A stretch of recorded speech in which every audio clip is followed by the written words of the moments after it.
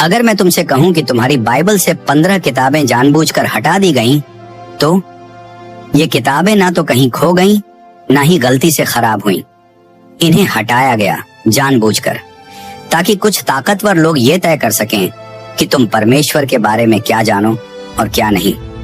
आज जो बाइबल तुम पढ़ते हो उसमें 66 किताबें हैं, लेकिन अफ्रीका के पहाड़ों में एक ऐसा देश है जिसे रोम कभी पूरी तरह जीत नहीं पाया। वहाँ की बाइबल में 81 पूरी किताबें हैं, यानी 15 छुपी हुई किताबें। ऐसी किताबें जिन्हें अगर मध्यकालीन यूरोप में अपने पास रखना भी गुनाह माना जाता था।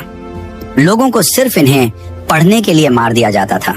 और अगर तुम ये वीडियो अभी देख रहे हो तो ये कोई इत्तेफाक नहीं है, क्योंकि जो अब तुम जानने वाले हो, या तो वो मसीह विश्वास के बारे में तुम्हारी सोच बदल देगा, या फिर ये तुम्हें वो बात समझा देगा जो तुम्हारा दिल काफी समय से महसूस कर रहा था कि कुछ अधूरा है।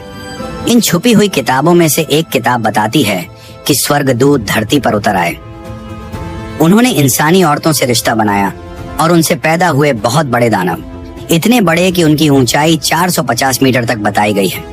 उन्होंने इंसानों को खत्म करना शुरू कर दिया, धरती को बर्बाद कर दिया।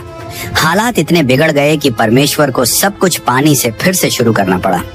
तुम्हारी बाइबल इस बात को सिर्फ 4 पंक्तियों में बताती है, लेकिन ये किताब इसे 108 पूरे अध्यायों में समझाती है।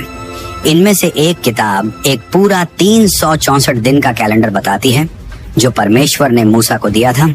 एक ऐसा कैलेंडर जो ये दिखाता है कि रोम ने समय को भी बदल दिया, ताकि वो तय कर सके कि तुम कब प्रार्थना करो और कब उपासना करो। एक और किताब है जो आखिरी न्याय को इतनी साफ, इतनी खुलकर दिखाती है कि चर्च ने उसे रोक दिया, क्योंकि उसमें साफ लिखा था, तुम्हें परमेश्वर और उद्धार के बीच किसी पादरी की जरूरत नहीं है।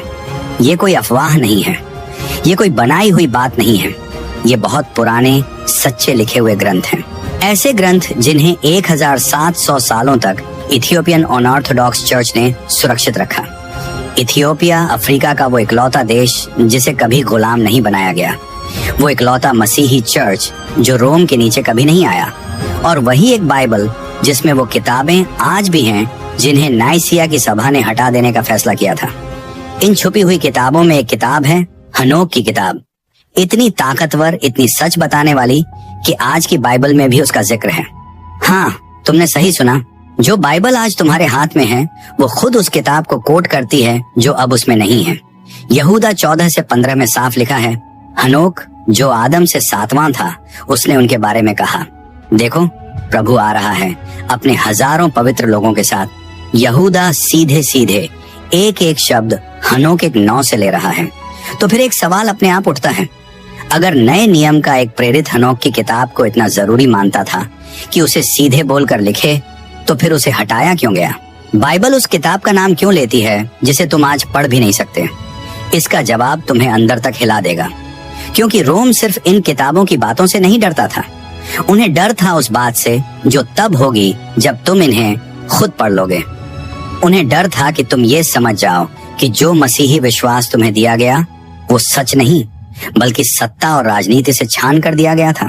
वो 15 पूरी किताबें जिनमें आखिरी समय की साफ साफ भविष्यवाणियां थीं, यीशु के जन्म और बचपन की पूरी पूरी कहानियां थीं, दिल के अंदर के राज्य की गहरी बातें थीं, यूहन्ना के प्रकाशित वाक्य से भी ज्यादा साफ और डराने वाली अंत की तस्वीरें थीं, शुरुआती मसीही समय में औरतों के अगुवा बनने की सच्ची गवाहियां थीं, और पवित्र कैलेंडर थे।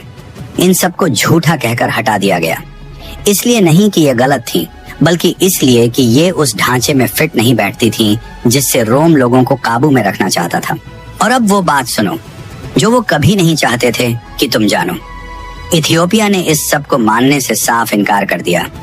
जब सम्राट कॉन्स्टेंटाइन ने 325 ईस्वी में नाइसिया की सभा बुलाई ताकि ये तय किया जा सके कि कौन सी किताबें सही होंगी और कौन सी मना कर दी जाएगी, तब तक इथियोपिया का अपना चर्च पहले से बना हुआ था और वो रोम से अलग था। जब यूरोप धर्म के नाम पर युद्धों में जल रहा था और बड़ी बड़ी सभाओं में सत्ता की बातें हो रही थीं, तब इथियोपिया चुपचाप उन किताबों को बचा रहा था जिन्हें रोम नष्ट कर रहा था। इथियोपिया के भिक्षु पीढ़ी दर पीढ़ी अपने हाथों से पूरा सुसमाचार जैसा था वैसा ही लिखते रहे, न काटा हुआ न बदला हुआ, पूरा। एक बहुत पुरानी भाषा में, जिसे गीज कहते हैं। ऐसी भाषा जिसे बाहर से आने वाले लोग समझ नहीं पाए और इसलिए उसे बदल भी नहीं पाए।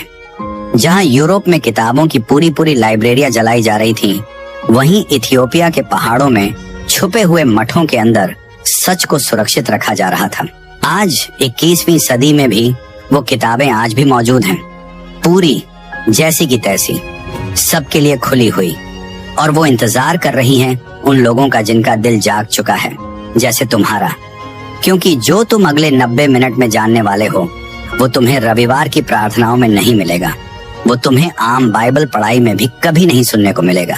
ये वही सच है जो एक ऐसे देश में बचा रहा जिसे परमेश्वर ने खुद गुलाम होने से बचाया, वो एकमात्र बाइबल जिसे रोम बदल नहीं सका। 81 किताबें जो पूरी कहानी बताती हैं। क्या तुम तैयार हो ये जानने के लिए कि सिर्फ इथियोपिया की बाइबल ही पूरा सच क्यों बताती है? क्योंकि आगे जो आने वाला है वो मसीही विश्वास को देखने का तुम्हारा नजरिया हमेशा के लिए बदल देगा। और अगर तुम्हें मेरी बातों में कोई खिंचाव महसूस हो रहा है, अगर दिल के अंदर कुछ जुड़ता हुआ लग रहा है, तो इसकी वजह ये है कि आत्मा पहचान लेती है जब वो कोई सच्ची बात सुनती है। तुम यहाँ यूं ही नहीं आए हो। चलो शुरू करते हैं।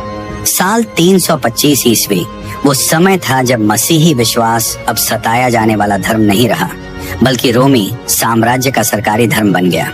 लेकिन इस बदलाव की एक कीमत थी, एक ऐसी कीमत जिसके बारे में बहुत कम लोग जानते हैं। सम्राट कॉन्स्टेंटाइन ने 300 से ज्यादा बिशपों को नाइसिया की सभा में बुलाया। उसका मकसद साफ था, मसीही विश्वास को एक ही रूप में ढाल देना, ऐसा रूप जिसे आसानी से काबू में रखा जा सके। और इस एकता को बनाने के लिए कुछ चीजों को छोड़ना पड़ा। अलग अलग सोच, अलग अलग किताबें और वो अलग समझ जो शुरुआती मसीही लोगों में पहले से मौजूद थी। पुराने इतिहास के रिकॉर्ड बताते हैं कि नाइसिया की सभा से पहले मसीही लोगों के बीच बहुत सारी किताबें चल रही थीं। कई तरह के सुसमाचार, प्रेरितों के खत, अंत समय की बातें बताने वाली किताबें और भविष्यवाणी की लिखावटें। हर मसीही समुदाय के पास अपनी पवित्र किताबें थीं। हर स्थानीय चर्च वो बातें संभाल कर रखता था जो उन्हें सीधे प्रेरितों से मिली थी। लेकिन कॉन्स्टेंटाइन को यह सब पसंद नहीं था। उसे सब कुछ एक जैसा चाहिए था। उसे एक ही नियम चाहिए था, एक ही तय की हुई बाइबल जिसे हर कोई माने। और यहीं से शुरू हुई मसीही इतिहास की सबसे बड़ी रोक। नाइसिया में जमा हुए बिशपों ने एक ऐसा फैसला लिया जिसने सब कुछ बदल दिया। नए नियम में सिर्फ 27 किताबें रहेंगी और सिर्फ 4 सुसमाचार सही माने जाएंगे, मत्ती, मरकुस, लूका, यूहन्ना। बाकी सारी किताबें गलत कह दी गईं, खतरनाक बताई गईं और पढ़ने से मना कर दी गईं। और जो लोग फिर भी उन्हें पढ़ते रहे, उन पर जुल्म हुआ। लेकिन यहाँ एक बहुत बड़ी बात है, ये फैसला परमेश्वर की ओर से नहीं था, ये एक इंसानी फैसला था। ताकत में बैठे लोगों का फैसला, एक ऐसे समय में जब पूरा साम्राज्य लोगों को काबू में रखना चाहता था। डॉक्टर बार्टमैन, जो नॉर्थ कैरोलिना यूनिवर्सिटी में धर्म पढ़ाते हैं, इसे बहुत सीधी भाषा में बताते हैं। जो किताबें आज नए नियम में हैं, वही अकेली किताबें नहीं थीं जिन्हें शुरुआती मसीही लोग पवित्र मानते थे। उस समय सही विश्वास को लेकर एक लड़ाई चल रही थी और जो जीत गया उसी ने इतिहास लिख दिया। जीतने वाले, यही सबसे अहम शब्द है। जो किताबें तुम आज जानते हो, जरूरी नहीं कि वही सबसे ज्यादा पवित्र हों। वो बस वही हैं जो उस समय सत्ता की लड़ाई जीत गईं। लेकिन इथियोपिया उस लड़ाई में शामिल ही नहीं हुआ। जब रोम ये तय कर रहा था कि किन किताबों को हटाना है, तब इथियोपिया के पास पहले से अपनी पूरी बाइबल थी और उन्होंने कुछ भी हटाने से सीधा मना कर दिया। उन्होंने सब कुछ संभाल कर रखा। आज इथियोपियन बाइबल की 81 किताबों में वो 66 किताबें भी हैं जो तुम पहले से जानते हो, और उनके साथ ये किताबें भी हैं। हनोक की किताब, 108 अध्याय गिरे हुए स्वर्गदूतों और भविष्य की बातों के बारे में। यूबिलीज की किताब, उत्पत्ति की कहानी, फिर से बहुत साफ और विस्तार से। मक्काबियों की किताबें, विश्वास और संघर्ष की कहानियां। एजरा की पूरी किताब, अंत समय के डर दिखाने वाले दर्शन। तोबित की किताब, स्वर्गदूत, बुरी आत्माएं और छुटकारे की कहानी। यूदित की किताब, एक साहसी औरत जिसने इस्राएल को बचाया। सुलेमान की बुद्धि, जीवन को समझाने वाली गहरी बातें। एक्लेसियास्टिक्स, रोज की जिंदगी के लिए आत्मिक समझ। बारूक की किताब, भविष्य की बातें और दिल को हिम्मत देने वाले शब्द। यिर्मयाह का पत्र, मूर्तियों से दूर रहने की साफ चेतावनी। अजरयाह की प्रार्थना, आग के बीच भी पूरा भरोसा। 3 जवानों का गीत, सताव में भी परमेश्वर की तारीफ। सुसन्ना की कहानी, जहां सच और न्याय खुलकर सामने आता है। बेल और अजगर, जहां दानियेल झूठी मूर्तियों को तोड़ देता है। हरमास का चरवाहा, दर्शन और स्वर्गदूतों की बातें। 15 पूरी किताबें, 15 ऐसी किताबें जिनमें आखिरी समय की भविष्यवाणियां लिखी हैं, जो आज हमारी आंखों के सामने पूरी होती दिख रही हैं। ताकतवर औरतों की कहानियां जिन्हें चर्च भूल जाना चाहता था। स्वर्गदूतों और बुरी आत्माओं की ऐसी बातें जो उत्पत्ति अध्याय 6 को साफ समझाती हैं। अंत समय के ऐसे दर्शन जो यूहन्ना के प्रकाशित वाक्य से भी ज्यादा साफ और गहरे हैं। आत्मिक बातें जिन्हें शायद यीशु खुद भी जानते थे। तो फिर इन किताबों को हटाया क्यों गया? क्योंकि ये खतरनाक थी, लेकिन तुम्हारे विश्वास के लिए नहीं। खतरनाक थी सिस्टम और काबू के लिए। हनोक की किताब बताती है उन स्वर्गदूतों के बारे में जिन्होंने परमेश्वर की बात नहीं मानी और इंसानों को ऐसे छुपे हुए सच बताए जिन्हें जानना मना था। ऐसे सच जो बिना सवाल माने जाने वाली धार्मिक ताकत पर सवाल उठाते थे। युदित की किताब एक औरत की कहानी बताती है जिसने अपनी समझ और हिम्मत से इजराइल को बचाया। एक ऐसी कहानी जो पुरुषों की बनाई हुई सोच को हिला देती है। हरमास का चरवाहा ये सिखाता है कि बपतिस्मा के बाद भी माफी मिल सकती है, और ये बात उस व्यवस्था पर सवाल उठाती है जो पश्चाताप को अपने काबू में रखना चाहती थी। इथियोपिया में चली आ रही परंपराओं के अनुसार ये किताबें सैकड़ों सालों तक शुरुआती मसीही लोगों के लिए पवित्र मानी जाती थी। इन्हें इसलिए नहीं हटाया गया कि ये झूठी थी या गलत थी। इन्हें इसलिए हटाया गया क्योंकि ये उस सिस्टम में फिट नहीं बैठती थी जो रोम बनाना चाहता था, और इथियोपिया ने इन्हें हटाने से मना कर दिया। आज हम ऐसे समय में जी रहे हैं जब भविष्यवाणियां हमारी आंखों के सामने पूरी होती दिख रही हैं। फिर भी ज्यादातर लोग अंधेरे में चल रहे हैं, अधूरे सच के साथ जो सैकड़ों सालों तक जानबूझकर इंसानों से छुपाए गए।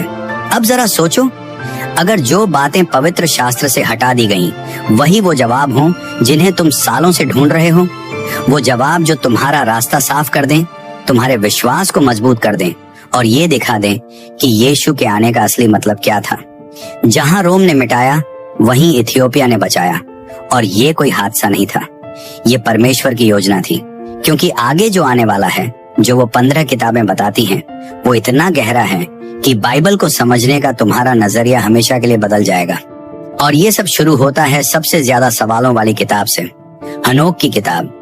वो किताब जिसे एक प्रेरित ने खुद शब्दों में लिया, लेकिन जिसे चर्च ने हटा देने का फैसला किया। अगर तुमने कभी उत्पत्ति अध्याय 6 पढ़ा हो और तुम्हें लगा हो कि कुछ अधूरा है, तो तुम गलत नहीं थे। उत्पत्ति 6:1-4 में लिखा है, जब धरती पर इंसान बढ़ने लगे और उनकी बेटियां पैदा हुईं, तो परमेश्वर के पुत्रों ने देखा कि इंसानी बेटियां सुंदर हैं, और उन्होंने जिन्हें चाहा उनसे शादी कर ली। उन दिनों धरती पर नेफिलिम थे। सिर्फ 4 पंक्तियां जो बस ये कह देती हैं कि परमेश्वर के पुत्र इंसानी औरतों के साथ रहे और उनसे बहुत बड़े लोग पैदा हुए। और इतना बड़ा सच बताकर आगे कुछ नहीं। बाइबल आगे बढ़ जाती है जैसे ये सब कोई आम बात हो, जैसे इसे समझाने की जरूरत ही ना हो। लेकिन जरूरत तो है। परमेश्वर के वो पुत्र आखिर थे कौन? वो इंसानों के साथ बच्चे कैसे पैदा कर सकते थे? नेफिलिम कौन थे? ये दानव कौन थे? कौन सा मना किया हुआ ज्ञान इंसानों को सिखाया गया? उत्पत्ति इन सवालों का कोई जवाब नहीं देती, लेकिन हनोक की किताब देती है। हनोक की किताब के अनुसार जो इथियोपियन बाइबल में आज भी पूरी सुरक्षित है, असल में ये हुआ था। 200 स्वर्गदूत, जिन्हें वॉचर्स कहा जाता है, धरती पर उतरे एक खास मकसद के साथ। उनका काम था इंसानों को देखना, उन पर नजर रखना। लेकिन कुछ बहुत गलत हो गया। वॉचर्स इंसानी औरतों से प्यार करने लगे, और फिर एक स्वर्गदूत की अगुवाई में, जिसका नाम था सेमयाजा, उन्होंने एक ऐसा फैसला लिया जिसने इतिहास को हमेशा के लिए बदल दिया। वे धरती पर उतरे, इंसानी औरतों से शादी की और उन्हें ऐसी बातें सिखाई जो कभी सिखाई नहीं जानी थी। हनोक 7:1 में लिखा है, उन सब ने मिलकर अपने लिए पत्नियां ली, हर एक ने अपनी पसंद की एक चुनी। वे उनके पास गए और उनके साथ रहे और उन्हें जादू और टोने टोटके सिखाए। अब सवाल उठता है, आखिर उन्होंने क्या सिखाया? हनोक अध्याय 8 ये साफ बता देता है। अजायल ने सिखाया तलवार बनाना, चाकू, ढाल और कवच यानी लड़ाई की कला। सेमयाजा ने सिखाया जादू, जड़ी बूटियां काटना और टोना टोटका। अरमारोस ने सिखाया टोनों को कैसे तोड़ा जाए। बराकियल ने सिखाया तारों की चाल। कोकाबियल ने सिखाया तारों के निशान और उनके मतलब। इजेकियल ने सिखाया बादलों को समझना। अर्राकियल ने सिखाया धरती के संकेत। शमजियल ने सिखाया सूरज की चाल और सरियल ने सिखाया चांद की चाल। ऐसा ज्ञान जिसने इंसानों की तरक्की बहुत तेज कर दी। लेकिन ये वो ज्ञान था जिसे परमेश्वर अभी दुनिया को देना नहीं चाहता था। और जब स्वर्गदूतों और इंसानी औरतों का मेल हुआ तो उनसे नेफिलिम पैदा हुए, बहुत बड़े दानव। कुछ परंपराओं के अनुसार उनकी लंबाई 3000 हाथ तक बताई गई है, यानी करीब 450 मीटर। आधे स्वर्गदूत, आधे इंसान। ऐसे प्राणी जिन्होंने इंसानों की सारी मेहनत खाना शुरू कर दिया और जब खाने को कुछ नहीं बचा तो वे खुद इंसानों को खाने लगे। हनोक 7:3 से 5 में लिखा है, दानवों से नेफिलिम पैदा हुए और नेफिलिम से और भी बड़े प्राणी पैदा हुए। वे अपनी ताकत के हिसाब से बढ़ते चले गए। उन्होंने इंसानों की सारी मेहनत खा ली, यहाँ तक कि इंसान उन्हें सह नहीं पाए। फिर दानव इंसानों पर टूट पड़े और उन्हें खाने लगे। यही महाप्रलय का असली कारण था। सिर्फ इसलिए नहीं कि इंसान बुरे हो गए थे, बल्कि इसलिए कि इंसानों की बनावट बिगड़ चुकी थी। धरती पर आधे आधे प्राणी राज करने लगे थे और ऐसा ज्ञान समय से पहले खोल दिया गया था, जो तब नहीं खुलना चाहिए था।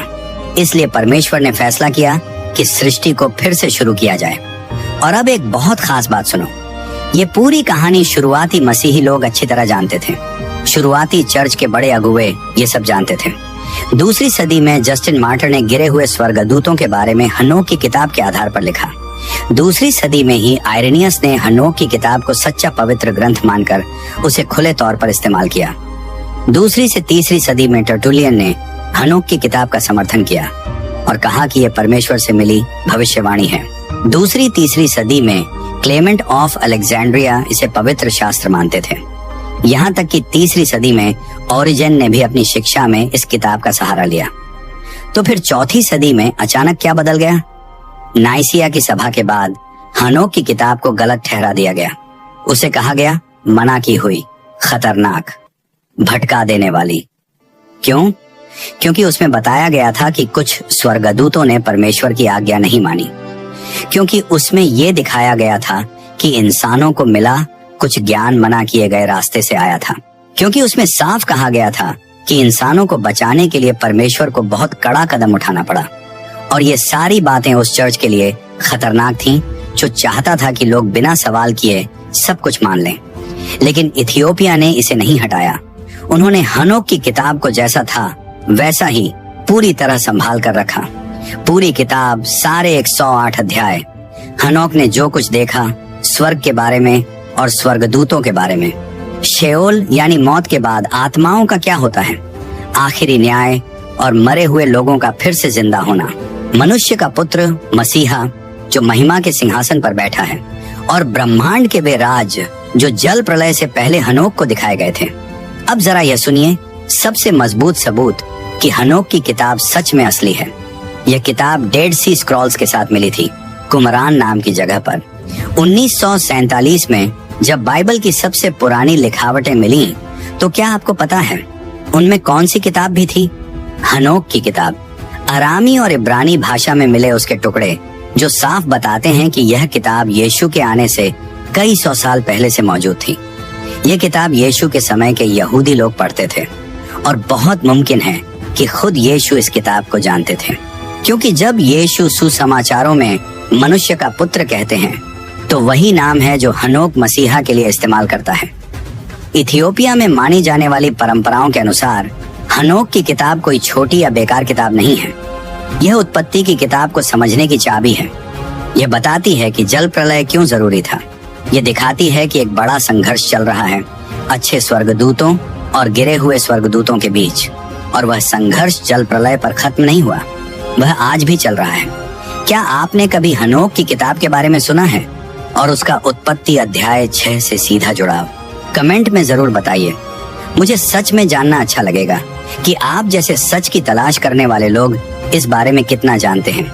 आपका अनुभव उन लोगों की मदद कर सकता है जो अभी अभी इन बातों को समझना शुरू कर रहे हैं।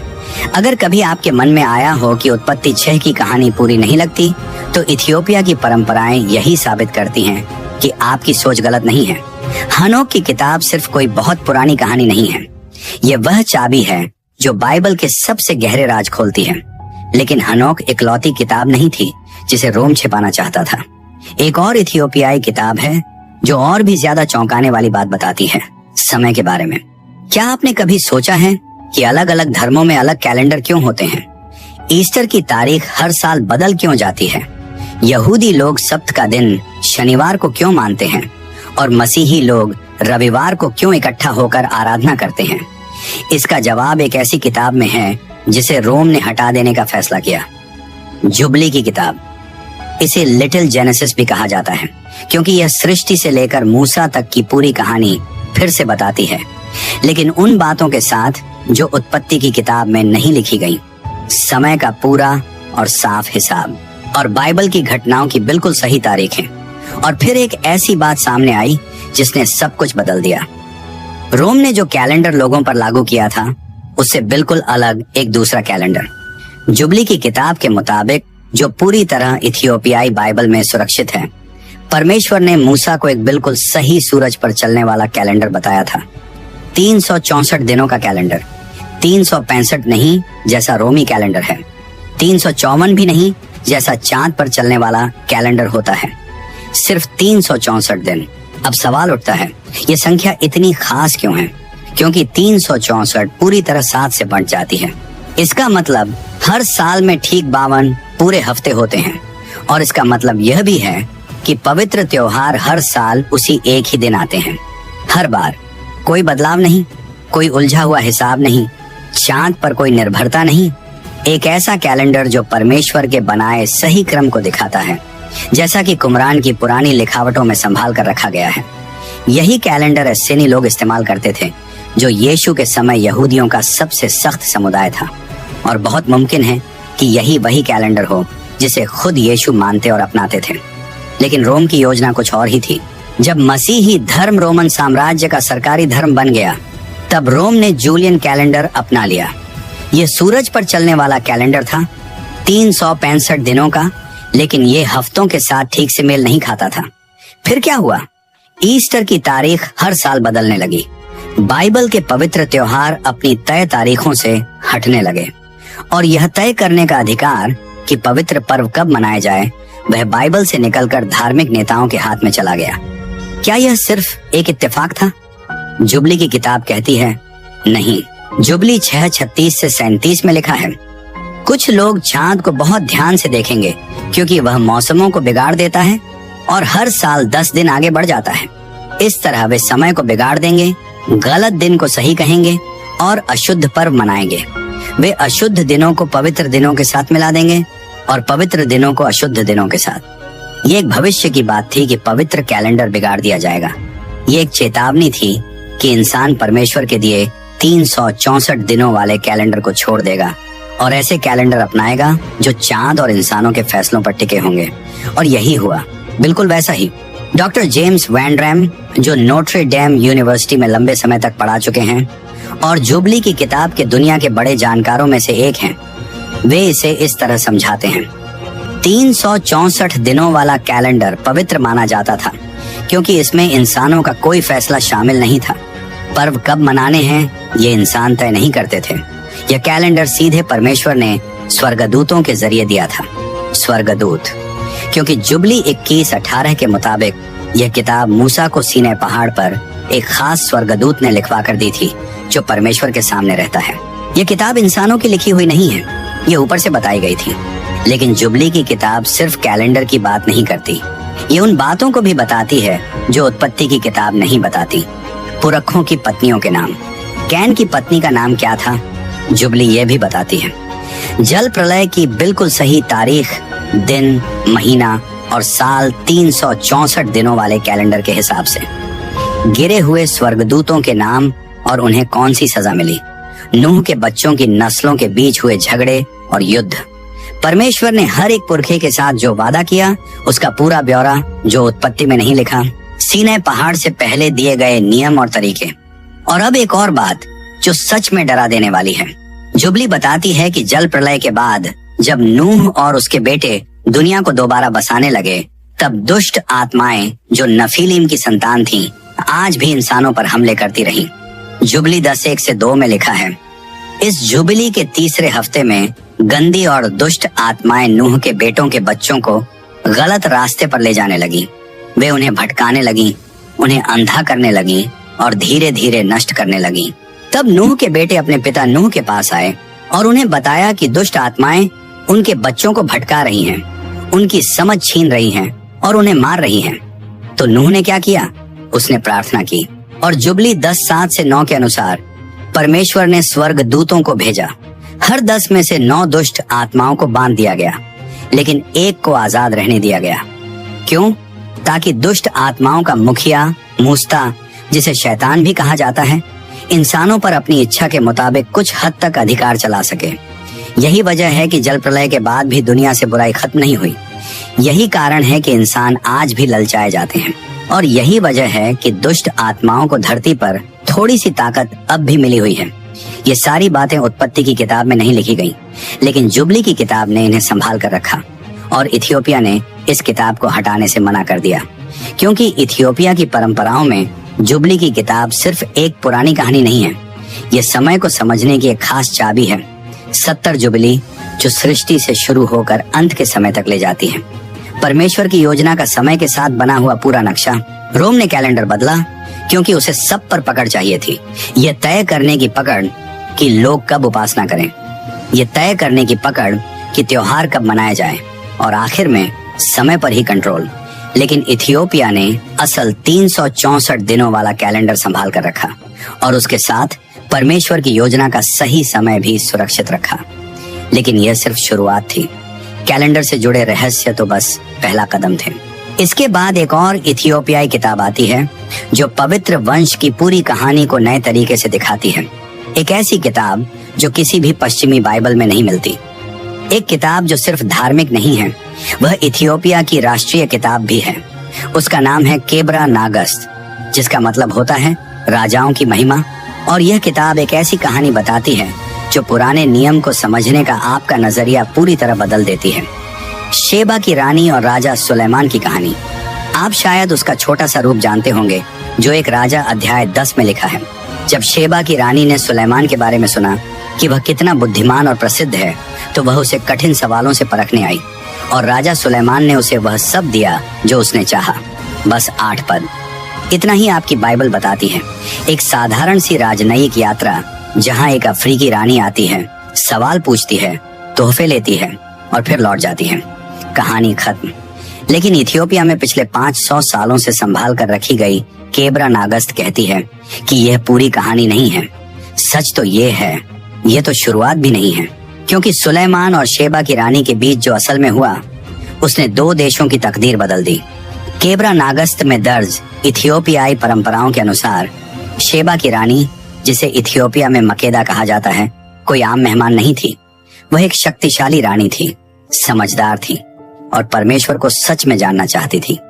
जब वह यरूशलेम पहुंची और सुलेमान की बुद्धि देखी तो वह चकित रह गई, सिर्फ उसकी समझ से नहीं बल्कि उस परमेश्वर की मौजूदगी से जो सुलेमान के साथ थी।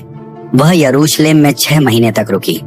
6 महीने इजराइल के परमेश्वर को जानने में, 6 महीने सुलेमान के साथ गहरी बातों में, बुद्धि पर, न्याय पर और जीवन के सही रास्ते पर। और उन 6 महीनों में एक और बात भी हुई।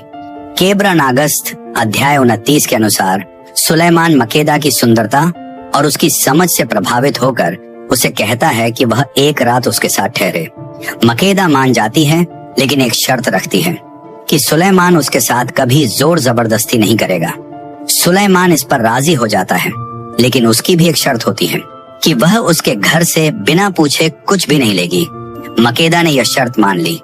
उसे लगा यह तो बहुत सीधी सी बात है, लेकिन सुलेमान अपनी तेज समझ के साथ एक योजना बनाता है।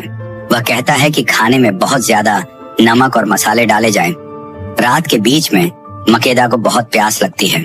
वह उठती है और कमरे में रखे एक बर्तन से पानी पी लेती है। तभी सुलेमान उसे रोक देता है। वह कहता है, तुमने हमारा समझौता तोड़ दिया, तुमने मेरे घर से बिना पूछे कुछ लिया है। मकेदा समझ जाती है कि बात कानूनी तौर पर सही है और वह सुलेमान को उसके वादे से मुक्त कर देती है। उस रिश्ते से एक बेटा पैदा होता है, एक ऐसा बेटा जो दाऊद और सुलेमान की वंश परंपरा को आगे बढ़ाता है, लेकिन उसका राज अफ्रीका में होता है। उसका नाम था मेनेलिक पहला, जिसका मतलब है बुद्धिमान का बेटा। केब्रा नागस्त के अनुसार अध्याय 30 से 33 में मेनेलिक इथियोपिया में बड़ा हुआ। जब वह जवान हुआ तो वह अपने पिता से मिलने यरूशलेम गया। सुलेमान ने जैसे ही उसे देखा तुरंत जान लिया कि यही उसका बेटा है। चेहरा, नजर, सब कुछ एक सा था। सुलेमान चाहता था कि मेनेलिक वहीं रुक जाए और उसका वारिस बने, लेकिन मेनेलिक ने मना कर दिया। उसकी जगह इथियोपिया में थी अपनी माँ के साथ। तब सुलेमान ने उसे तोहफे दिए, आशीर्वाद दिए और उसके साथ इजराइल के याजकों और लेवियों के पहले बेटे भेज दिए। उसके साथ युवा इजरायलियों का पूरा समूह भी था जो उसके नए राज्य में मेनेलिक की सेवा करने वाले थे। लेकिन अब कहानी का सबसे विवादित हिस्सा आता है। केब्रा नागस्त अध्याय 45 के अनुसार महायाजक सादोक का बेटा अजर्याह एक सपना देखता है। उस सपने में एक स्वर्गदूत उसे आदेश देता है कि वह वाचा का संदूक इथियोपिया ले जाए, क्योंकि परमेश्वर ने यह तय कर लिया था कि अब वाचा के संदूक की रखवाली इथियोपिया करेगा। अजर्याह और उसके साथियों ने चुपचाप सुलेमान के मंदिर से वाचा का संदूक निकाल लिया और उसकी जगह एक नकली संदूक रख दिया।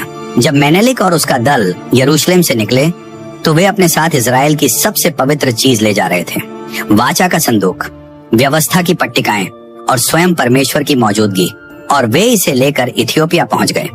इथियोपिया की परंपराओं के अनुसार, जो 4वीं सदी से लगातार चली आ रही है, वाचा का संदूक कभी बाबुल में नष्ट नहीं हुआ। वह कभी निर्वासन के समय गायब नहीं हुआ।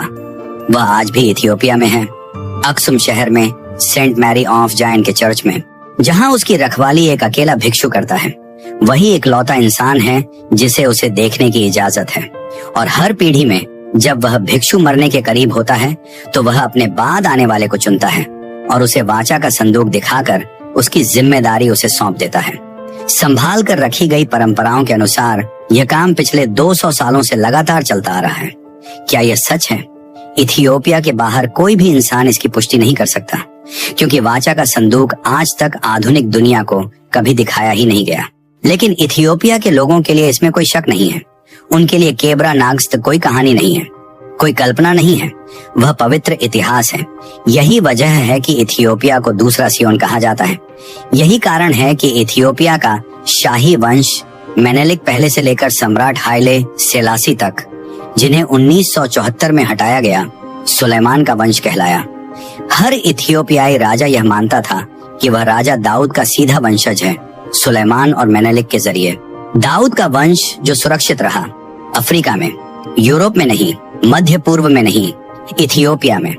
लेकिन सुलेमान का वंश इथियोपिया के रहस्य का सिर्फ एक हिस्सा है, क्योंकि अगर वाचा का संदूक वाकई इथियोपिया में है और अगर दाऊद का वंश सच में अफ्रीका में बचा रहा, तो जो कहानी आपने मसीही धर्म के बारे में सुनी है वह पूरी नहीं है। और अब जो आगे आने वाला है वह सीधे जुड़ता है उन छिपी हुई बातों से जिन्हें यीशु के प्रेरितों ने संभाल कर रखा था।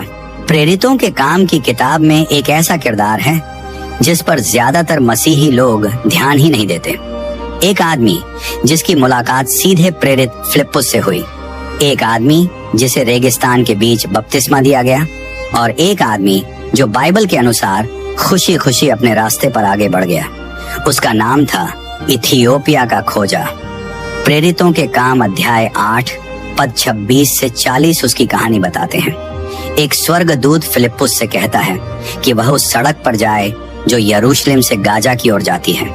वहीं फिलिप्पुस को इथियोपिया का एक बड़ा अधिकारी मिलता है। वह एक खोजा था जो कंदाके इथियोपियाइयों की रानी की सेवा करता था और वह उसके पूरे खजाने की जिम्मेदारी संभालता था। यह आदमी यरूशलेम आया था परमेश्वर की आराधना करने। इथियोपिया की संभाल कर रखी गई परंपराओं के अनुसार यह खोजा कोई अनजान इंसान नहीं था। उसका नाम था बाकोस। परंपरा कहती है कि वह इथियोपिया के राज्य का खजांची था। वह परमेश्वर से डरने वाला इंसान था, एक गैर यहूदी जो इजराइल के परमेश्वर की आराधना करता था। सच की तलाश में रहने वाला इंसान जो सैकड़ों मील दूर से यरूशलेम आया था सिर्फ परमेश्वर को ढूंढने के लिए। जब बाकोस यरूशलेम पहुंचा तो उसे काफी उलझन दिखी।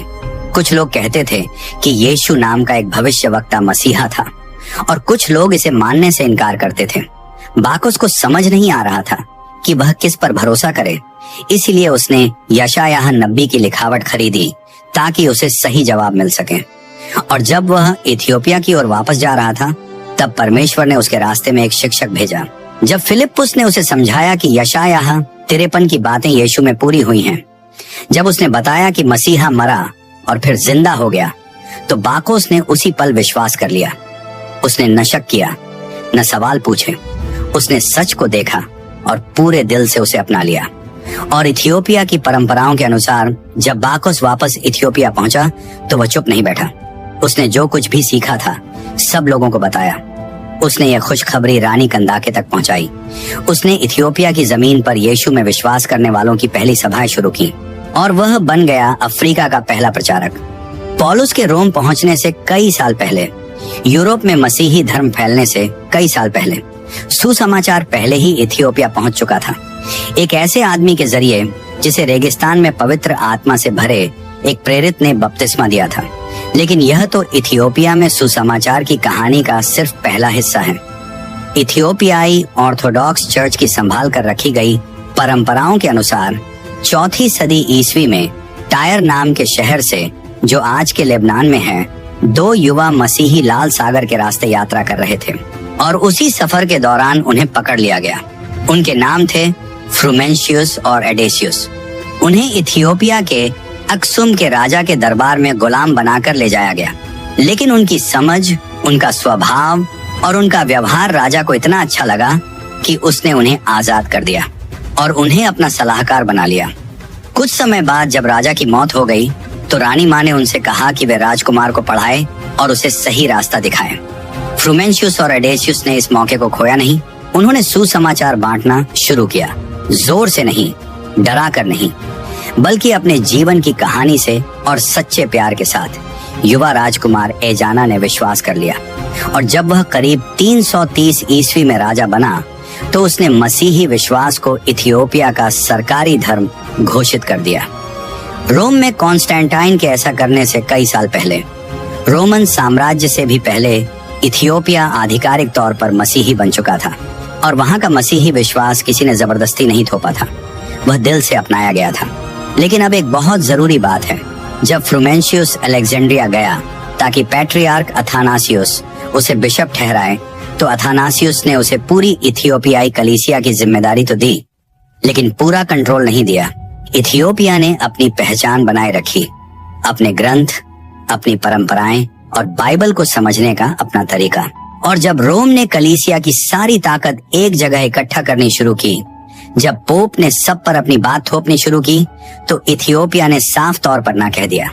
बगावत के लिए नहीं, बल्कि इसलिए क्योंकि उनके पास पहले से ही प्रेरितों से जुड़ी अपनी परंपरा थी। एक परंपरा जो सीधे जुड़ती थी फिलिप्पुस से, बाकोस से, फ्रूमेंशियस से और 5वीं सदी में आए 9 पवित्र संतों से। इथियोपियाई परंपराओं में संभाल कर रखे गए लेखों के अनुसार ये 9 संत सीरिया के भिक्षु थे। वे 5वीं सदी में बाइजेंटाइन साम्राज्य के जुल्म से भागकर आए थे। वे शरण ढूंढते हुए इथियोपिया पहुंचे और वहां उन्हें एक ऐसी कलीसिया मिली जिसने उन्हें खुले दिल से अपनाया। इन 9 संतों ने पूरी बाइबल का ट्रांसलेशन गेज भाषा में किया, जो इथियोपिया की अपनी भाषा है। उन्होंने पहाड़ों में मठ बनाए। उन्होंने उन किताबों को बचाया जिन्हें रोम नष्ट कर रहा था। उन्होंने आराधना का तरीका सिखाया, विश्वास की बातें सिखाई और साधु जीवन का रास्ता दिखाया। और सबसे जरूरी बात, वे अपने साथ 81 पूरी किताबें लाए जिन्हें वे पवित्र मानते थे, क्योंकि उनके लिए हनोक की किताब भी पवित्र शास्त्र थी। जुबली की किताब परमेश्वर की ओर से आई हुई बात मानी गई और शेफर्ड ऑफ हरमास प्रेरितों की सिखाई हुई शिक्षा मानी गई। इथियोपिया ने इन सब को संभाल कर रखा। इथियोपिया की परंपराएं कहती हैं, यह सब यूं ही नहीं हुआ, यह परमेश्वर की योजना थी। परमेश्वर जानता था कि रोम इन किताबों को रोक देगा। परमेश्वर जानता था कि यूरोप पुस्तकालयों को जला देगा, इसीलिए उसने इथियोपिया को चुना। वह एक ऐसा देश जिसे कभी पूरी तरह हराया नहीं जा सका। वह एक ऐसी कलीसिया जिसने अपनी आजादी बनाए रखी और वह एक ऐसी जगह जहां पूरी सच्चाई सुरक्षित रखी गई। इथियोपिया में सुसमाचार फैलने के साथ कुछ गहरे रहस्य भी बचे रहे, और वे रहस्य अगली किताब से जुड़ते हैं। एक ऐसी बात जो मरियम की असली भूमिका दिखाती है, जिसे रोम मानने को तैयार नहीं था, क्योंकि जहां यूरोप ने मरियम को बस एक शांत और चुप रहने वाली तस्वीर बना दिया, वहीं इथियोपिया ने उन्हें भविष्य बताने वाली, सिखाने वाली और आत्मिक अगुवाई करने वाली स्त्री के रूप में देखा। जब आप यीशु की मां मरियम के बारे में सोचते हैं तो आपके मन में क्या आता है? शायद एक शांत, नम्र, हर बात मानने वाली स्त्री, एक ऐसी स्त्री जिसने कहा, जैसा तू चाहता है वैसा ही हो, और फिर कहानी से गायब हो गई। सरकारी सुसमाचारों में मरियम बस कुछ जगह ही दिखती हैं। स्वर्गदूत की घोषणा में लूका अध्याय 1, यीशु के जन्म में लूका अध्याय 2, काना की शादी में यूहन्ना अध्याय 2 और क्रूस के नीचे यूहन्ना अध्याय 19। इसके बाद लगभग कुछ भी नहीं। लेकिन इथियोपिया की परंपराओं में संभाल कर रखे गए लेखों के अनुसार मरियम सिर्फ चुपचाप मान लेने वाली स्त्री नहीं थी। वह एक नबी थी, एक आत्मिक शिक्षक थी, और शुरू की कलीसिया में एक अगुवा थी। और उनकी पूरी कहानी धीरे धीरे दबा दी गई, क्योंकि वह कहानी उस पुरुषों के बनाए ढांचे में फिट नहीं बैठती थी जो रोम उस समय खड़ा कर रहा था। मरियम की विश्राम की किताब के अनुसार, जो गेज भाषा में आज भी सुरक्षित है, मरियम चुपचाप मरने वाली और भुला दी गई स्त्री नहीं थी। यीशु के जी उठने के बाद वह कई सालों तक जीवित रही। वह यूहन्ना के साथ रही, जैसा यीशु ने क्रूस पर कहा था। लेकिन वह किसी घर में छुपकर सिर्फ प्रार्थना करते हुए नहीं रही। मरियम सिखाती थी, भविष्य की बातें बताती थी, नए विश्वासियों को रास्ता दिखाती थी, और जब इस दुनिया से जाने का उनका समय आया तो प्रेरित एक अद्भुत तरीके से दुनिया के हर कोने से उनके पास पहुंचाए गए। पतरस रोम से, यूहन्ना इफिसुस से, थोमा भारत से, सब बादलों पर स्वर्गदूतों की अगुवाई में पहुंचे। क्यों? क्योंकि मरियम सिर्फ यीशु की मां नहीं थी, वह गहरे रहस्यों की रखवाली करने वाली थी। वह वही एक इंसान थी जो शुरुआत से सब कुछ देख रही थी, घोषणा के पल से लेकर क्रूस तक, जन्म से लेकर यीशु के जी उठने तक। मरियम ने सब कुछ देखा था। और इथियोपिया की परंपराओं के अनुसार, जो मरियम के चमत्कार नाम की किताब में संभाल कर रखी गई हैं, मरियम विश्वास करने वालों के लिए खुद आगे आकर दुआ करती थी। वह दर्शन में दिखाई देती थी, वह बस्तियों की रक्षा करती थी, वह भटकी हुई आत्माओं को मसीह के पास वापस ले आती थी। देवी बनकर नहीं, इथियोपिया के लोग सिर्फ एक परमेश्वर को मानते हैं, लेकिन मरियम को एक खास मध्यस्थ के रूप में देखते हैं, जिसे परमेश्वर ने एक अलग काम के लिए चुना था। अब यहाँ एक बहुत जरूरी बात समझिए। जहाँ कैथोलिक कलीसिया ने यह सिखाना शुरू किया कि मरियम जन्म से ही पाप से दूर थी, और जहाँ प्रोटेस्टेंट लोगों ने इसके उलट जाकर मरियम से जुड़ी लगभग हर बात को हटा दिया, वहीं इथियोपिया ने बीच का रास्ता चुना। मरियम इंसान थी। मरियम को उनकी अपनी महानता की वजह से नहीं, बल्कि परमेश्वर की कृपा से चुना गया था। लेकिन फिर भी मरियम बहुत खास थी, पवित्र आत्मा से भरी हुई, परम प्रधान की नबी, प्रेरितों को सिखाने वाली और हर पीढ़ी के लिए विश्वास की मिसाल। इथियोपिया के ग्रंथों में ऐसी प्रार्थनाएं भी मिलती हैं जो खुद मरियम से जुड़ी मानी जाती हैं। वे बातें जो उन्होंने शुरुआती विश्वास करने वालों को सिखाई, वे दर्शन जो उन्होंने प्रेरितों के साथ बांटे। लेकिन रोम ने इन बातों को कभी भी सरकारी बाइबल में शामिल नहीं किया। क्यों? क्योंकि 4वीं सदी तक आते आते जब बाइबल की किताबें तय की जा रही थीं, कलीसिया पूरी तरह पुरुषों के हाथ में जा चुकी थी। औरतों को नेतृत्व से धीरे धीरे बाहर कर दिया गया, भविष्य बताने वाली स्त्रियों को चुप करा दिया गया, सिखाने वाली स्त्रियों को पीछे कर दिया गया, और मरियम जो शुरुआती मसीही विश्वास की सबसे अहम स्त्री थी, उन्हें बस एक निशानी बना दिया गया, एक पवित्र, चुप रहने वाली, हर बात मानने वाली माँ। लेकिन कभी नबी नहीं, कभी शिक्षिका नहीं, कभी आत्मिक अगुवा नहीं। जबकि इथियोपिया ने मरियम की असल पहचान संभाल कर रखी, और सिर्फ मरियम की ही नहीं, इथियोपिया ने उन औरतों की कहानियां भी बचा कर रखी जिन्हें रोम भूल जाना चाहता था।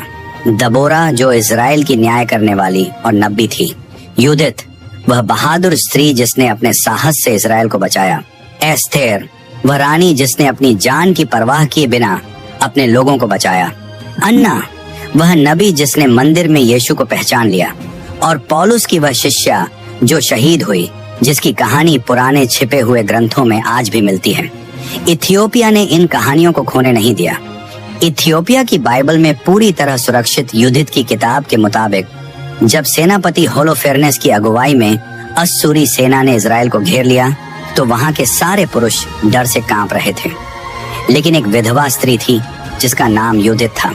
उसने परमेश्वर से प्रार्थना की। फिर उसने एक साहसी फैसला लिया। वह दुश्मन के शिविर में गई और उसने होलोफेरनेस का सिर उसी की तलवार से अलग कर दिया। उसके साहस ने पूरे देश को बचा लिया। लेकिन बाद में प्रोटेस्टेंट कलीसिया ने इस किताब को अपोक्रिफा कहकर हटा दिया। क्यों?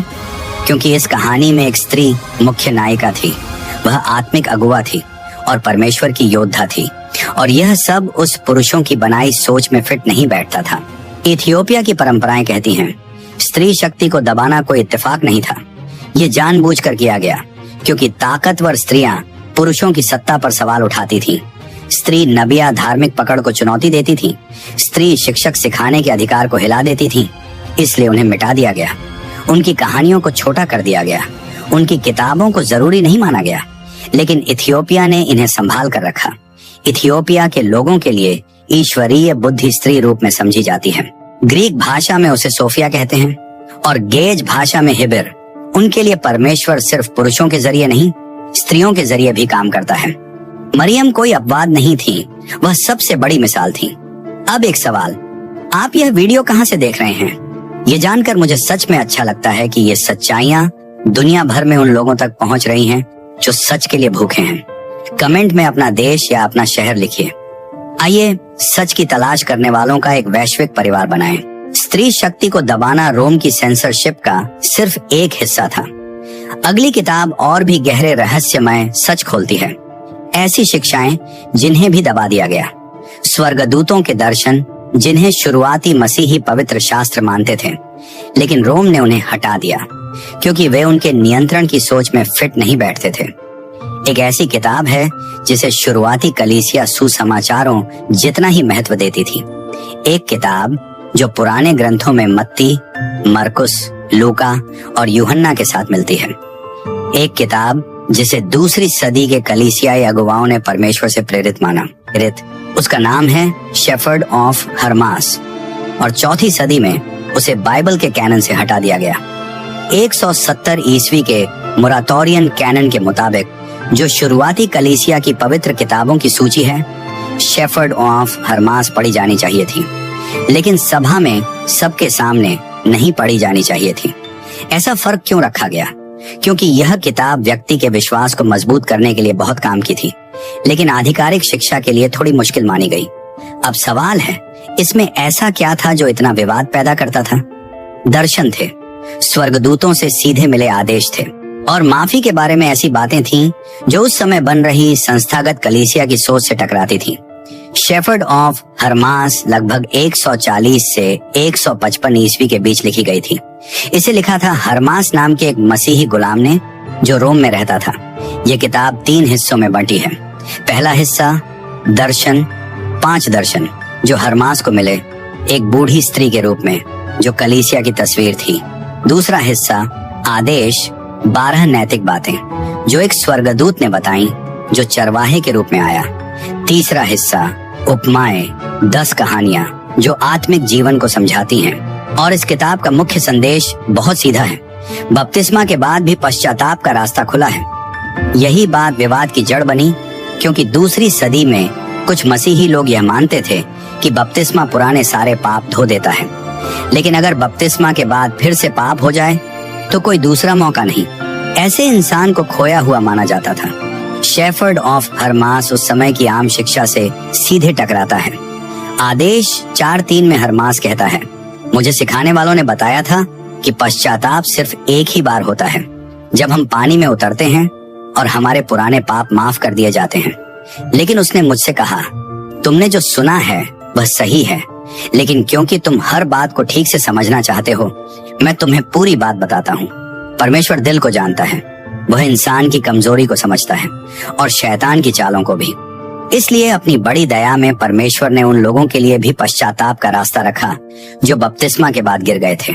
यह उन मसीहियों के लिए आशा की बात थी जो गलती कर चुके थे। यह अनुग्रह का संदेश था जो माफी को सिर्फ बपतिस्मा तक सीमित नहीं करता था। लेकिन यही बात संस्थागत कलीसिया को डराने वाली लगी, क्योंकि अगर बिना किसी धार्मिक बीच वाले के माफी मिल सकती है, अगर कोई इंसान सीधे परमेश्वर से दुआ करके माफी पा सकता है, तो फिर धार्मिक अगुवाओं की पकड़ कमजोर पड़ जाती है और रोम यह स्वीकार नहीं कर सकता था। तो उन्होंने क्या किया? 367 ईस्वी में अलेक्जेंड्रिया के अथानासियुस ने अपना मशहूर फेस्टल लेटर 39 लिखा। उस पत्र में उसने नए नियम की 27 किताबें तय की जिन्हें पवित्र माना जाना था, और उसी में शेफर्ड ऑफ हरमास को साफ तौर पर बाहर कर दिया गया। अथानासियुस के मुताबिक शेफर्ड ऑफ हरमास नए लोगों को सिखाने के लिए तो ठीक थी, लेकिन उसे परमेश्वर से आई हुई पवित्र किताब नहीं माना गया। नतीजा क्या हुआ? एक ऐसी किताब जो 200 साल से ज्यादा समय तक मसीही लोगों के बीच पढ़ी जाती रही। एक ऐसी किताब जो कॉडेक्स सिनाइटिक्स में भी मिलती है, जो बाइबल की सबसे पुरानी लिखावटों में से एक है। एक ऐसी किताब जिसका जिक्र इरेनियस, टर्टुलियन, ओरिजिन और क्लेमेंट जैसे बड़े अगुवाओं ने किया। उसे गैर कैनन कह दिया गया, लेकिन इथियोपिया ने उसे छोड़ नहीं दिया। उसने उसे पूरा का पूरा संभाल कर रखा, गेज भाषा में, और अपनी सरकारी बाइबल का हिस्सा बनाए रखा, क्योंकि इथियोपिया के लोगों के लिए हरमास के दर्शन किसी इंसान की बनाई कहानी नहीं थी। वे स्वर्गदूतों से मिले संदेश थे जो सुसमाचार की बातों को और साफ करते थे, और माफी के बारे में जो बातें उसमें थीं, वे परमेश्वर की कृपा को कमजोर नहीं करती थी, बल्कि उसे और मजबूत करती थी। इथियोपियाई परंपराओं के अनुसार शेफर्ड ऑफ हरमास इन बातों को समझने में खास मदद करती है। कलीसिया क्या है? एक जिंदा शरीर की तरह, जिसे उस बूढ़ी स्त्री के जरिए दिखाया गया है, जो धीरे धीरे फिर जवान हो जाती है। स्वर्गदूतों की भूमिका, जो संदेश लाते हैं और आत्मिक रास्ता दिखाते हैं। सच की आत्मा और झूठ की आत्मा के बीच चलती रहने वाली लड़ाई, और यह सच्चाई कि दिल का साफ होना सिर्फ बाहरी नियमों से कहीं ज्यादा जरूरी है। हरमास के सबसे असरदार दर्शनों में से एक में एक मीनार बनती दिखाई जाती है, जो कलीसिया की तस्वीर है। दर्शन 3 अध्याय 2 में लिखा है, मैंने देखा कि 6 जवान लोग आए जो निर्माण कर रहे थे, और उनके साथ बहुत सारे और लोग भी थे। तब उस स्त्री ने मुझसे कहा, क्या तुम इन लोगों को देख रहे हो? मैंने कहा, हाँ, मैं देख रहा हूँ। उसने कहा, ये वही पवित्र स्वर्गदूत हैं जिन्हें सबसे पहले बनाया गया था। परमेश्वर ने अपनी सारी सृष्टि इन्हीं के हाथों में दी, ताकि वे उसे आगे बढ़ाए, उसे बनाए और उसकी देखभाल करें। इन्हीं के जरिए यह मीनार पूरी की जाएगी। यानी कलीसिया को स्वर्गदूत बना रहे हैं, बिशप नहीं, पोप नहीं, स्वर्गदूत, सीधे परमेश्वर की अगुवाई में। यह दर्शन धार्मिक पदों और ऊंची कुर्सियों की महत्ता को कम कर देता है, और यही बात रोम को कभी पसंद नहीं आई। लेकिन इथियोपिया के लिए यह बात पूरी तरह सही थी, क्योंकि इथियोपिया ने हमेशा यह माना कि स्वर्गदूत इंसानों की जिंदगी में सच में काम करते हैं। वे कोई दूर की कहानी नहीं है, वे परमेश्वर के सेवक हैं, रास्ता दिखाने वाले हैं, संदेश लाने वाले हैं। वे खुलासे लाते हैं, ठीक वैसे ही जैसा शेफर्ड ऑफ हरमास सिखाती है। और हरमास के ये दर्शन अब एक और भी गहरे सच की ओर दरवाजा खोलते हैं। यीशु ने एक बहुत गहरी बात कही थी, दिल के अंदर की बात। उन्होंने कहा था, परमेश्वर का राज्य कहीं बाहर नहीं है, वह हर इंसान के अंदर है। लेकिन रोम की सत्ता ने इस सच्चाई को नियमों और सिस्टम के नीचे छुपा दिया, क्योंकि अगर परमेश्वर का राज्य हर मानने वाले के अंदर है, तो फिर चर्च की जरूरत क्यों पड़े? तो फिर बीच में पादरी क्यों चाहिए? तो फिर ऐसे धार्मिक काम क्यों चाहिए जो कुछ लोग कंट्रोल करें? सच ये है, आपको उनकी जरूरत नहीं है, कम से कम वैसे नहीं जैसे रोम चाहता था कि लोग माने। प्रिंसटन यूनिवर्सिटी की धर्म की प्रोफेसर डॉक्टर एलन पैगल्स कहती हैं, जो शुरुआती मसीहियत को अच्छे से जानती हैं, ग्नोस्टिक सुसमाचार मसीहियत को एक अलग नजर से दिखाते हैं। एक ऐसी मसीहियत जहां ताकत चर्च के हाथ में नहीं, बल्कि इंसान के अपने अनुभव में है। इंसान का परमेश्वर से सीधा रिश्ता, कोई इंसान बीच में नहीं। इसी वजह से इन ग्रंथों को दबा दिया गया। यही बातें ग्नोस्टिक ग्रंथ सिखाते थे, और यही बात रोम को पसंद नहीं आई। लेकिन एक बात बहुत खास है, इथियोपिया के लोगों को इन ग्रंथों की जरूरत ही नहीं पड़ी, क्योंकि उनके अपने धार्मिक ग्रंथों में यह सच्चाई पहले से ही लिखी हुई थी। हनोक की किताब दिल के अंदर होने वाले बदलाव की बात करती है। जुबली की किताब कहती है, जब इंसान दिल से परमेश्वर की बात मानता है तो उसका रिश्ता परमेश्वर से सीधा जुड़ जाता है। हरमास का चरवाहा यह सिखाता है कि बाहर की रस्में जरूरी नहीं, असल बात है दिल का साफ होना, और इथियोपिया की परंपरा ने हमेशा यही सिखाया है। परमेश्वर विश्वास करने वाले के दिल में रहता है, किसी इमारत में नहीं, खाली रस्मों में नहीं, दिल में। 16वीं सदी में इथियोपिया के एक भिक्षु थे, अब्बा गॉर्गेसॉफ गाशा। उन्होंने कहा था, परमेश्वर का सच्चा मंदिर पत्थर या लकड़ी से नहीं बनता, वह उन दिलों से बनता है जो सच्चे मन से परमेश्वर से प्यार करते हैं। वहीं पवित्र आत्मा रहता है, वहीं सच्ची भेंट दी जाती है। एक टूटा हुआ नम्र दिल ये ग्नोस्टिक बात नहीं है, ये वही सच्ची मसीहियत है जो शुरुआत से थी, और यही वही सीख है जो खुद यीशु ने हमें दी थी। यूहन्ना 4:22 से 24 में लिखा है, वह समय आ रहा है और अब आ भी गया है जब सच्चे लोग पिता की आराधना आत्मा और सच्चाई से करेंगे, क्योंकि पिता ऐसे ही लोगों को ढूंढ रहा है। परमेश्वर आत्मा है और जो उसकी आराधना करते हैं उन्हें आत्मा और सच्चाई से आराधना करनी चाहिए। आत्मा से, बाहर की रस्मों से नहीं, सच्चाई से, जबरदस्ती सिखाई गई बातों से नहीं। यही यीशु की सबसे बड़ी सीख थी, लेकिन रोम ने इस सीख को नियमों, रीति रिवाजों और सिस्टम के नीचे दबा दिया। पर इथियोपिया ने इसे बचा कर रखा, क्योंकि इथियोपिया में मसीहियत कभी कंट्रोल की बात नहीं थी, वह दिल के अंदर होने वाले बदलाव की बात थी, वह परमेश्वर से खुद मिलने की बात थी, वह उस परमेश्वर वाली छवि को जगाने की बात थी जो हर इंसान के अंदर होती है। क्या आपने कभी महसूस किया है कि चर्च ने यीशु के अंदर के राज्य वाली बातों को कम कर दिया? अगर ऐसा लगा है तो अपना अनुभव कमेंट में लिखिए। आपकी आवाज इस जागृति को और मजबूत बनाती है। आपके दिल में जो बेचैनी है यीशु के सच्चे संदेश को लेकर, उसकी एक वजह है। वह वजह इथियोपिया के ग्रंथों में छुपी हुई थी। अगर आपको लगता है कि जो आधिकारिक कहानी है उसमें कुछ अधूरा है, तो आप गलत नहीं हैं। सच में कुछ अधूरा है, और जो अधूरा है वही सबसे जरूरी बात है। परमेश्वर से आपका सीधा रिश्ता, बिना किसी बीच वाले के, बिना किसी रोक टोक के, बस आप और परमेश्वर। लेकिन ये रहस्यमयी बातें सिर्फ शुरुआत थी। असल में अगला ग्रंथ अंत के समय के बारे में जो बताता है वह सबसे ज्यादा डराने वाला था। उसमें जो दृश्य थे इतने साफ, इतने भयानक कि रोम डर गया। रोम ने सोचा इन्हें रहने देना खतरनाक है, इसीलिए उसने इन्हें हटाकर एक ऐसी कहानी रखी जिसे कंट्रोल करना आसान हो। एक ऐसी प्रलय की किताब थी जिसे शुरुआती चर्च यूहन्ना की प्रकाशित वाक्य जितनी ही इज्जत देता था। यह किताब दूसरी सदी की ऑफिशियल लिस्ट में भी मिलती है। इसमें आखिरी न्याय के दृश्य इतने ज्यादा साफ, इतने डराने वाले, इतने हिला देने वाले थे कि रोम ने तय किया इसे हटा दिया जाए और सिर्फ यूहन्ना की प्रकाशित वाक्य को रहने दिया जाए। उस किताब का नाम था पतरस की प्रलय, और यह किताब पूरी तरह सुरक्षित रही सिर्फ इथियोपिया में। 170 ईस्वी में बने मोरेटोरियन कैनन के अनुसार कई मसीही समुदाय पतरस की प्रलय को प्रेरित ग्रंथ मानते थे, लेकिन उसमें एक बात और लिखी थी, हम में से कुछ लोग इसे चर्च में पढ़ने नहीं देते। क्यों? क्योंकि पतरस ने जो कुछ देखा वह बहुत ज्यादा साफ था, बहुत ज्यादा महसूस होने वाला, बहुत ज्यादा डराने वाला, जबकि यूहन्ना की प्रकाशित वाक्य इशारों में बात करती है। जानवर, मोहरें, क्रोध के कटोरे, यहाँ सब कुछ सीधा सीधा बताया गया है। ये कोई इशारा नहीं है, कोई प्रतीक नहीं है जिसे अपनी तरह से समझ लिया जाए। पतरस की प्रलय चिन्हों में बात नहीं करती, ये साफ बताती है कि पतरस ने क्या देखा जब यीशु ने उसे आत्माओं का भविष्य दिखाया। जो ग्रंथ गीज भाषा में सुरक्षित है उसके अनुसार यीशु पतरस को जैतून के पहाड़ पर ले गए और वहां उसे 2 दर्शन दिखाए। पहला स्वर्ग, दूसरा सजा। स्वर्ग का दर्शन बहुत सुंदर है।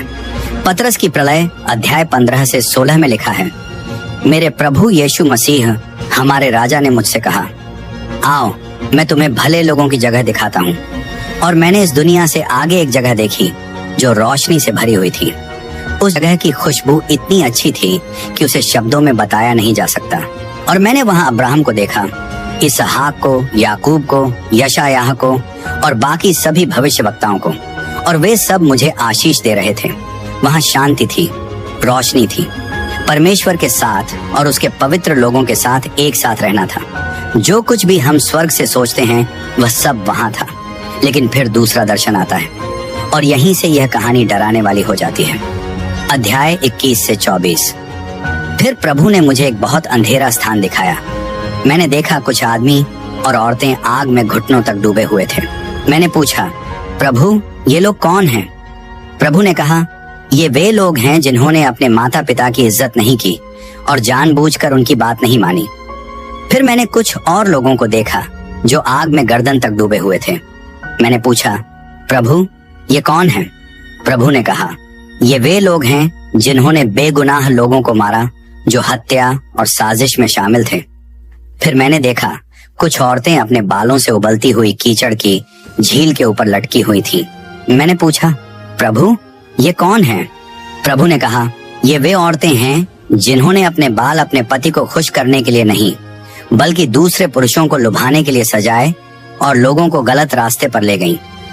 फिर मैंने देखा कुछ आदमी और औरतें जिनके हाथ कटे हुए थे, वे आग की नदी में डूबे हुए थे।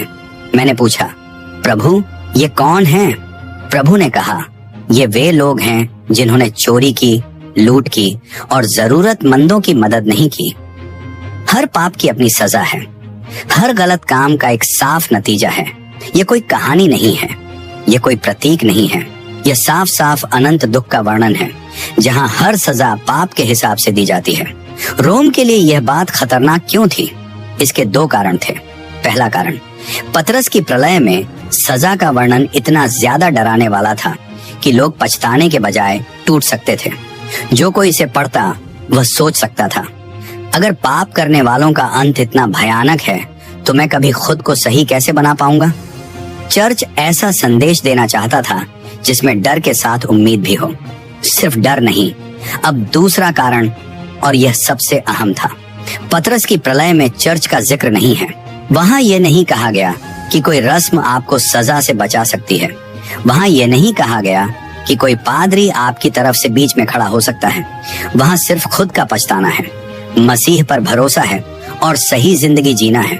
और इससे चर्च का कंट्रोल कमजोर हो जाता था, क्योंकि अगर इंसान सिर्फ अपने पछतावे और भरोसे से बच सकता है तो फिर चर्च की रस्मों की जरूरत क्यों पड़े? तो फिर माफी के लिए पैसे देने की जरूरत क्यों पड़े? तो फिर पादरी के सामने जरूरी कबूलनामा क्यों हो? जरूरत नहीं थी। और रोम यह आजादी सहन नहीं कर सका, इसलिए उसने यूहन्ना की प्रकाशित वाक्य को चुना, जो इशारों में बात करती है, जिसे अपने तरीके से समझाया जा सकता है और जिसे चर्च अपने कंट्रोल में रख सकता है।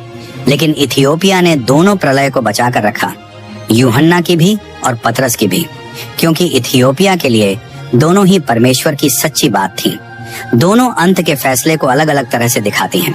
यूहन्ना दिखाता है भलाई और बुराई की बड़ी लड़ाई, और पतरस दिखाता है हर इंसान के पाप का उस पर क्या असर पड़ता है। डॉक्टर रिचर्ड बॉखम के अनुसार, जो सेंट एंड्रूज यूनिवर्सिटी में नए नियम के वरिष्ठ प्रोफेसर रहे हैं, पतरस की प्रलय शुरुआती मसीहियत में बहुत असर डालने वाली थी। माना जाता है कि इसी ने डांटे की डिवाइन कॉमेडी में नरक के दृश्यों को प्रेरित किया। फिर भी इसे कैनन से हटा दिया गया, क्योंकि इसकी बातें बहुत ज्यादा साफ थीं, इतनी साफ कि चर्च की आधिकारिक शिक्षा के लिए उन्हें संभालना मुश्किल था। यही असली वजह थी, गलत नहीं, झूठी नहीं, बस मुश्किल, क्योंकि यह बहुत कुछ खुलकर दिखाती थी, क्योंकि इसमें अपनी तरफ से समझाने की कोई जगह नहीं थी, क्योंकि यह जिम्मेदारी सीधे इंसान पर डाल देती थी, बिना किसी बीच वाले के, बिना किसी बहाने के, सिर्फ आप और आपके कामों का नतीजा। लेकिन अब सबसे ज्यादा बेचैन करने वाली बात, पतरस की प्रलय में एक ऐसा दृश्य भी है जो किसी और मान्य किताब में कहीं नहीं मिलता। अध्याय 7 से 8, पतरस देखता है कि यीशु जैतून के पहाड़ पर बिल्कुल बदल जाते हैं, और वह आसमान से एक आवाज सुनता है जो कहती है, ये मेरा प्यारा बेटा है जिससे मैं बहुत खुश हूँ, इसने मेरी हर बात मानी है। फिर पतरस देखता है कि मूसा और एलियाह यीशु से बात कर रहे हैं। वे यरूशलेम में होने वाली यीशु की विदाई के बारे में बात कर रहे थे। लेकिन अब एक बहुत खास बात आती है। इस किताब के अनुसार पतरस ने यीशु का यह बदलता हुआ रूप और आखिरी फैसले का दर्शन एक साथ देखा।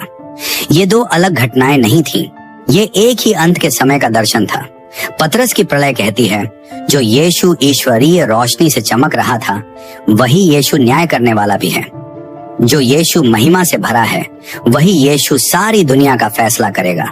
उसमें दया भी है और न्याय भी, दोनों एक साथ। यीशु का रूप बदलना और आखिरी फैसला, यह जुड़ाव सिर्फ पतरस की प्रलय में मिलता है। बाकी मान्य सुसमाचारों में ये बातें अलग अलग बताई गई हैं, लेकिन पतरस ने इन्हें एक साथ देखा। क्योंकि ये अलग हो ही नहीं सकती। जो मसीह महिमा से भरा है वही मसीह पूरी सच्चाई से न्याय करता है। इथियोपिया की परंपरा में पतरस की प्रलय को किसी पुरानी कहानी की तरह नहीं रखा गया, इसे रखा गया एक चेतावनी की तरह, ताकि हमें याद रहे कि हमारे हर काम का हमेशा के लिए असर होता है। परमेश्वर दयालु है, लेकिन वह न्याय करने वाला भी है, और न्याय आएगा किसी कहानी की तरह नहीं, बल्कि हकीकत बनकर। ये प्रलय के दर्शन सिर्फ दूर के भविष्य की बातें नहीं थी।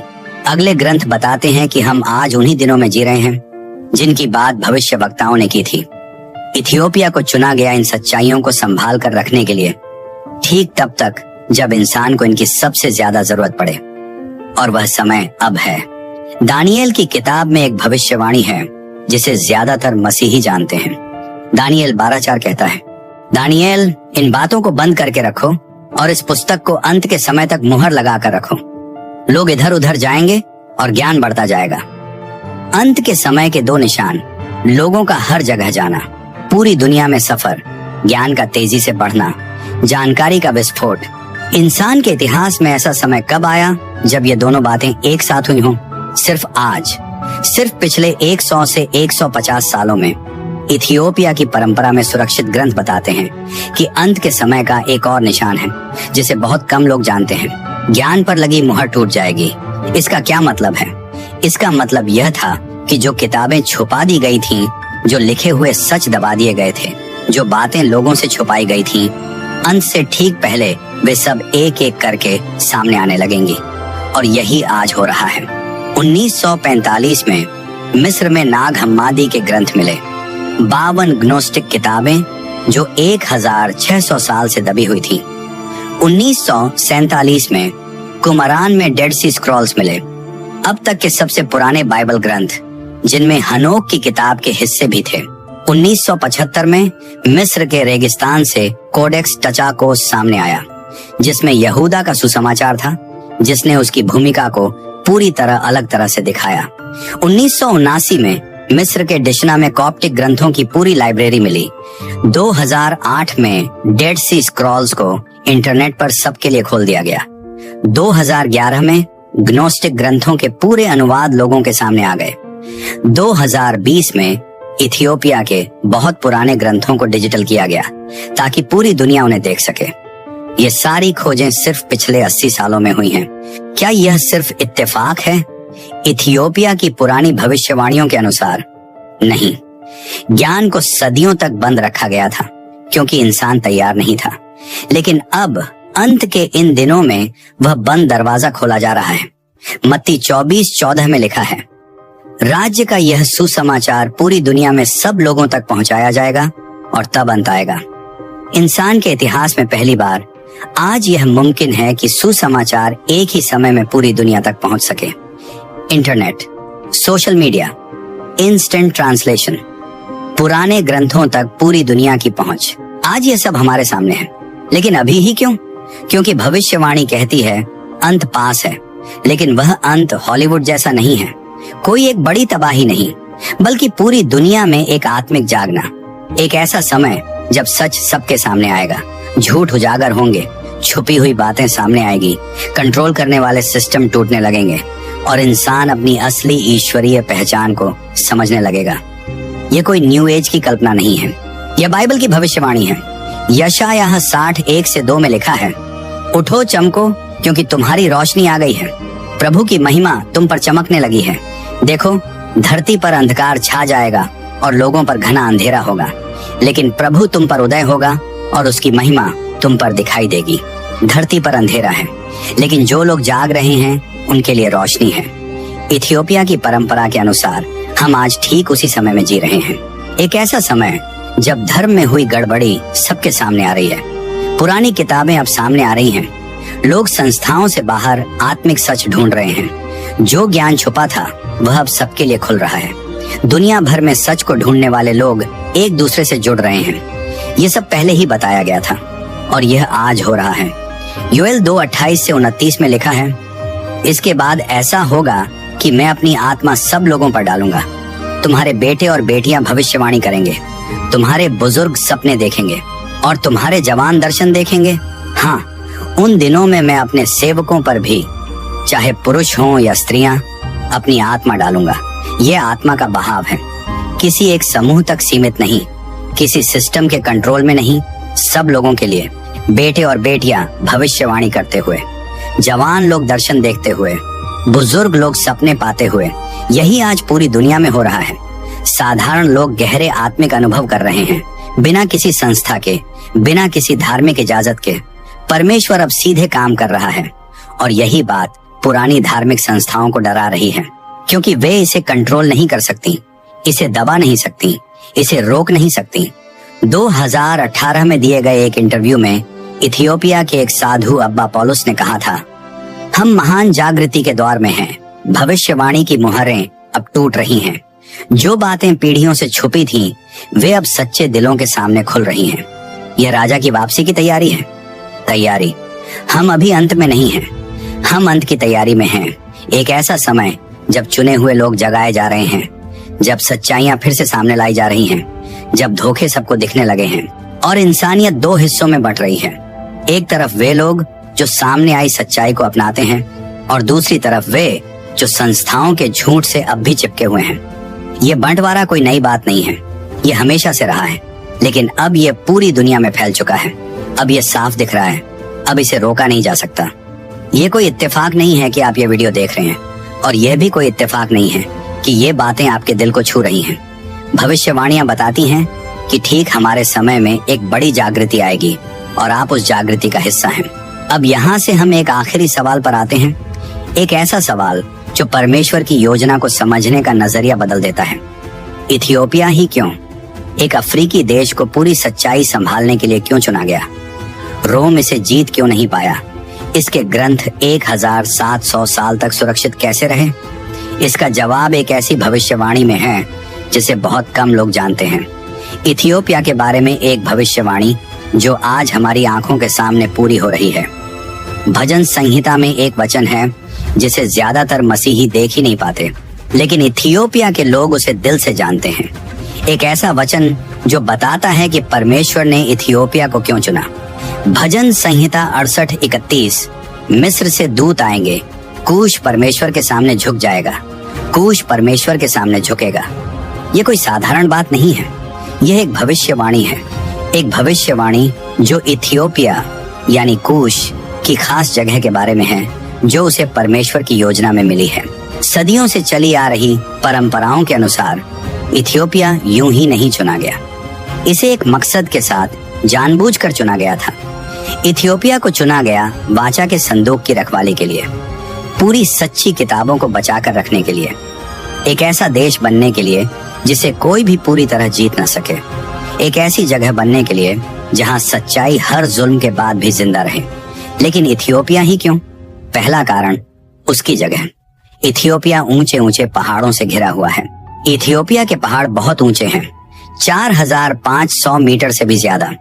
ऐसी जमीन जहां पहुंचना ही बहुत मुश्किल है, ऐसी जमीन जिसे कोई भी साम्राज्य पूरी तरह जीत नहीं पाया। रोम ने कोशिश की लेकिन नहीं जीत सका, अरबों ने कोशिश की लेकिन नहीं जीत सके, उस्मानी ताकतों ने कोशिश की लेकिन वे भी असफल रहे। 1896 में इटली ने हमला किया, लेकिन अडवा की लड़ाई में उसे हार मिली। एक अफ्रीकी देश ने उपनिवेश के समय एक यूरोपीय ताकत को हरा दिया। क्या यह सिर्फ इत्तेफाक था? इथियोपिया की परंपरा कहती है नहीं, ये परमेश्वर की सुरक्षा थी। दूसरा कारण, रोम से पहले मसीहियत। इथियोपिया ने 330 ईस्वी में मसीहियत को अपना लिया था। रोम ने यह काम 380 ईस्वी में किया। इसका मतलब यह है कि जब रोम चर्च की ताकत अपने हाथ में लेने लगा, तब तक इथियोपिया के पास करीब 50 साल की अपनी अलग आजाद मसीही परंपरा पहले से थी। उनके पास पहले से ही अपना चर्च था, अपने बिशप थे, अपनी किताबें थीं, और वे रोम के आगे झुकने वाले नहीं थे। तीसरा कारण, सीधा रिश्ता प्रेरितों से। इथियोपिया की परंपरा रोम से नहीं आई, यह सीधे फिलिप्पुस से आई, जिसने इथियोपिया के खोजे को बपतिस्मा दिया। प्रेरितों के काम अध्याय 8। फिर आए 9 पवित्र लोग जो 5वीं सदी में पूरे ग्रंथ अपने साथ लाए, और एक ऐसी मुंह से मुंह चलने वाली परंपरा जो बिना टूटे पहली सदी तक जाती है।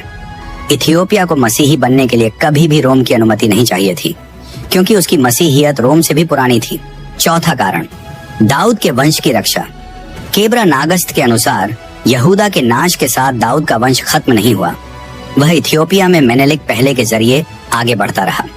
1974 तक हर इथियोपियाई राजा खुद को सुलेमान और दाऊद का सीधा वंशज मानता था।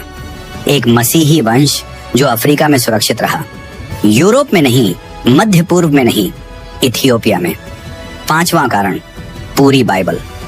जब रोम किताबों में बदलाव कर रहा था, कुछ को हटा रहा था, कुछ को जला रहा था, तब इथियोपिया ने सब कुछ जैसा का तैसा संभाल कर रखा।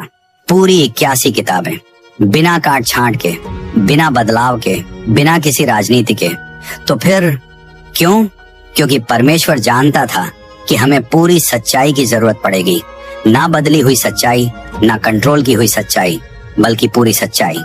और इसी वजह से इथियोपिया को चुना गया इस सच्चाई की रखवाली करने के लिए अंत के समय तक, यानी आज तक। आज के समय के इथियोपिया के एक विद्वान डॉक्टर गेटाचेव हाइले कहते हैं, इथियोपिया ने इन ग्रंथों को यूं ही नहीं बचाया, इन्हें बचाया गया परमेश्वर की खास जिम्मेदारी से।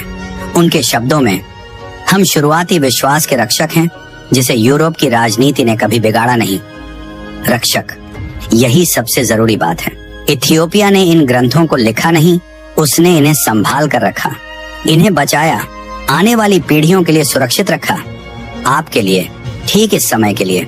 क्योंकि आज 21वीं सदी में जब हर जगह ज्ञान सामने आ रहा है, हमें पूरा सच चाहिए, अधूरी बातें नहीं, काट छांट की हुई किताबें नहीं, पूरी 81 किताबों वाली बाइबल जो पूरी कहानी बताती है, बिना कुछ हटाए, बिना कुछ बदले, बिना किसी राजनीति के, सिर्फ वही सच्चाई जो परमेश्वर ने शुरुआत में दी थी और इथियोपिया ने उसे 1700 साल तक संभाल कर रखा।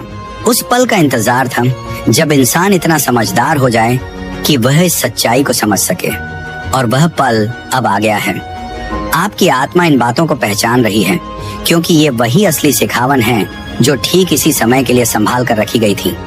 ये कोई इत्तेफाक नहीं है कि आप आज ये सुन रहे हैं, ये भविष्यवाणी का पूरा होना है, ये परमेश्वर की योजना है, ये वही जागना है जिसका वादा किया गया था। इथियोपिया की सच्चाइयां सिर्फ पुराना इतिहास नहीं है, वे आज के समय में रास्ता दिखाने वाली एक नक्शा है।